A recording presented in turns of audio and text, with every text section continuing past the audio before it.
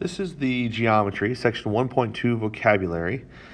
Just as a reminder, you can always pause. If I'm going too fast, you can always pause the video to write things down.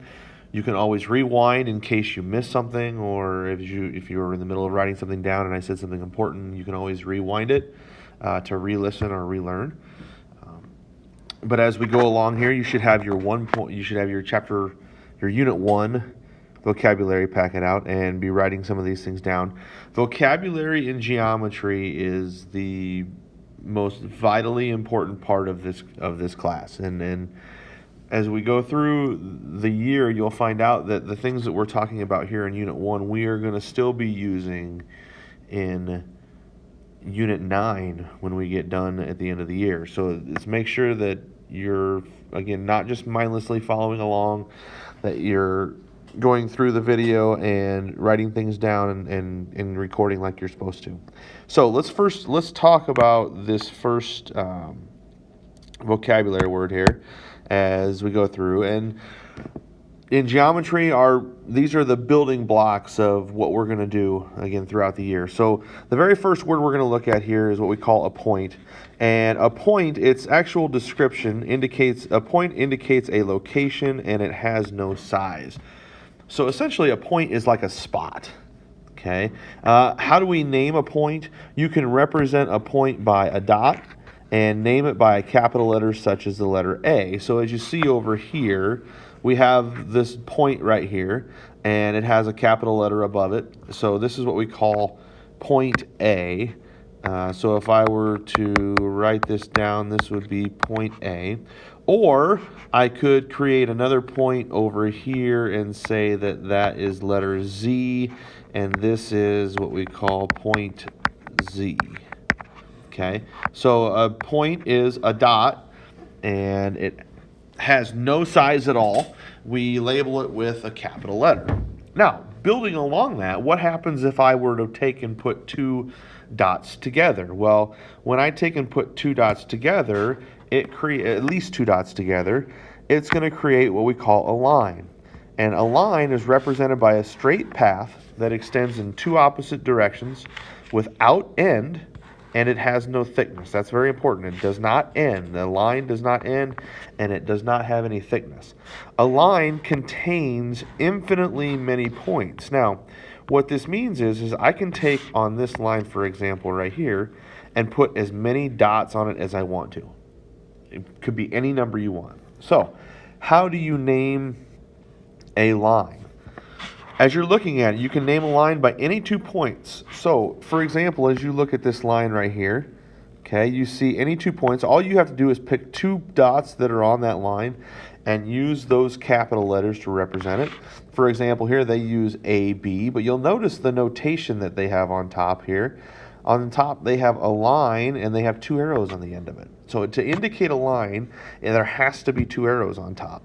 So if I were to state this would be line AB, and I would draw the 2 arrows on top.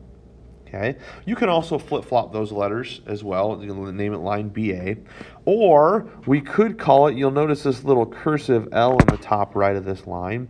We could name it with one letter. It's a lowercase letter. It's usually in cursive. We could also name this one line L. So I could give you another line here, 2 points, like so. This is X and this is Y, and you could say this is line XY. But again, you got to make sure you have the notation on the top. There has to be a line with 2 arrows. Okay, the third vocabulary word here is a plane. A plane is represented by a flat surface that extends without end, and it has no thickness. A plane contains infinitely many lines. So as I said before, with a line, we could put as many points as we want to here. This is what we call a plane. Now, usually you'll see this in your pictures, but it's really hard to depict on a piece of paper or in a picture what a plane looks like. This continues on and on and on forever. Okay, so essentially this is like a piece of paper here, and you'll notice that we have some points, A, B, and C, but you'll see this single letter up here, and you'll notice that it doesn't have a dot anywhere close to it or anywhere part of it. this is how you can name a plane right here, is just with the one capital letter. And you'll notice you got to pay attention because it doesn't have a dot. So this is not a point, this is the name of the plane. So in this case, you can name the plane P. Okay, plane P. Or you can find at least 3 points that are not on the same line. Okay, so as you're looking at this plane, you're going to try to find 3 dots in there. Find 3 points that are not on the same line. So B, A, and C. I could also name that plane BAC, or I can name it ABC or CBA. It doesn't matter what order the letters are in, but it has to have at least 3 letters. Okay, we continue on here with our vocabulary. The next one is collinear points. And as we look at collinear points, the definition for collinear points lie on the same line. So we're usually looking for either 3 or more points would be collinear. On this line over here, you see on the line, there's 3 dots on this line, and there's 1 dot that's not. So points A, B, and C, since they're on the same line, they're what we call collinear. It says here also that points A, B, and Z, A, B, and Z are non-collinear. That means they're not on the same line. Coplanar figures. Coplanar figures, as you look at this picture here, you see a plane, and some things that you'll notice about the plane as I zoom in here on this plane a little bit. Okay, you see that you have 2 lines in this plane. One line goes inside the plane, and you see another line that starts inside the plane but goes outside. This line right here intersects the plane, and we'll talk about intersection here in a second, but it's not actually on the plane. Okay, because this little dotted line right here shows that essentially this is like if you were to take a flat piece of paper and take your pen down through it. This is the pen that goes through the paper. Okay, so as we look at coplanar figures, these are figures. Coplanar figures are figures that are in the same plane. So as you look at this picture here, the figures, what are the things that are in the same plane? Well, you can see that point C, point B, and point A are all in the same plane, so those would be considered coplanar figures. The other thing you can look and see here is that line AB, this is line AB right here, is inside the plane, it's on the plane, and so is line C. So what they've said here is that point C and line AB are coplanar because they're both in the same plane. But you'll notice this little point Q up here, is that point Q inside the plane? Is it inside this yellowish shaded figure? No, it's not. So in this case, points A, B, C, and Q are non-coplanar. They're not in the same plane. All these things we've been talking about, points, lines, planes, they're all in what we call space. The space, or space, is a set of all points. So I can go through here and draw a bunch of dots, like so. Those 3 dots are in space. Or I could say, I could draw a line. There's a line right here. Here's the 2 dots that go through that line. That line and this line right here that I just drew are in space. The space is essentially kind of like your writing board. Whatever you put out there is in space. Okay, now involving space, or continuing on with space, and we talked about space, and now we're going to actually get into some more specific parts here in this vocabulary. The segment. Okay, so we take a line, and now we're going to break that line into different little parts. Okay, so as we're looking at this, a segment, as we go through, a segment is part of a line. So essentially, what a segment is a line, but what I did is I took the endpoints here and I cut the ends off. Okay, so it's essentially part of a line. And it says here, a segment is part of a line that consists of two endpoints and all points between them. Notice it doesn't go outside of B, it doesn't go outside of A. So if we were to label this, this would be line segment AB. But you'll notice when we write this that the difference between a segment and a line is the segment doesn't have any arrows on top, okay, because it's only part of a line. So again, very important notation. We talk about rays. Array.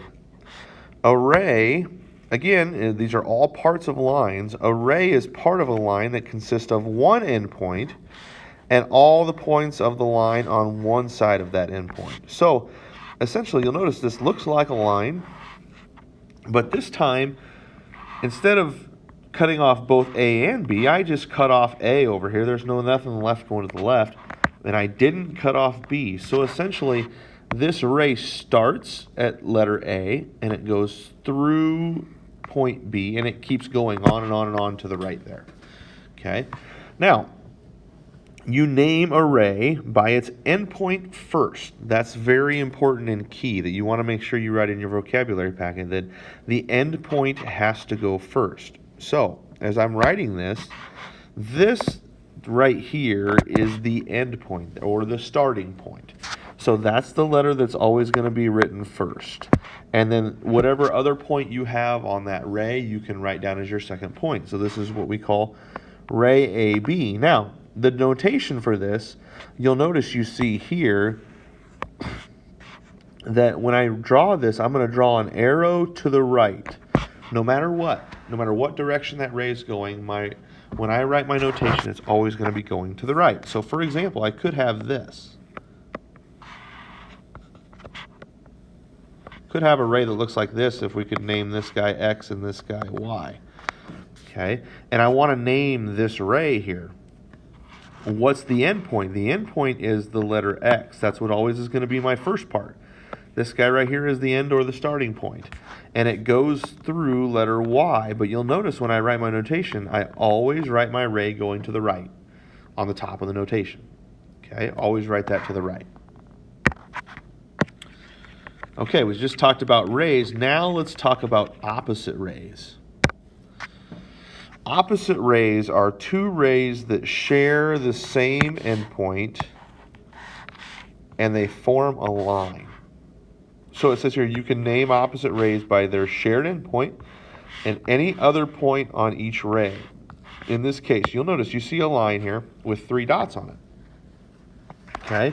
And what they're saying is if I start at the same spot, so for example, if I start at C and I go to the right, I could name that ray. And if I start at C and I go to the left, I could name that ray. So I start here at letter C, and I want to go to B. So C to B. That's ray CB, right? Well, then I can start here at point C, and I could go to point A. And if I go across there, from C to A, you'll notice this is ray CA, that when I create those two opposite rays, that they end up creating a straight line altogether if I put them together. But you'll notice, what do you notice is the same? The same in both is the fact that your starting point is the exact same letter. Okay, so opposite rays have the same endpoint. They go in opposite directions, hence why they're called opposite rays. Okay, last couple of vocabulary words here. Let's go to this word, intersection. Intersection. The intersection of two or more geometric figures is a set of points the figures have in common. So you'll notice here I've got 2 lines. I've got line R, little cursive letter right there, that's line R, and I have line S. Well, line R and line S intersect. In other words, they meet. And in this case, they meet at one point right here, and that point happens to be the letter P.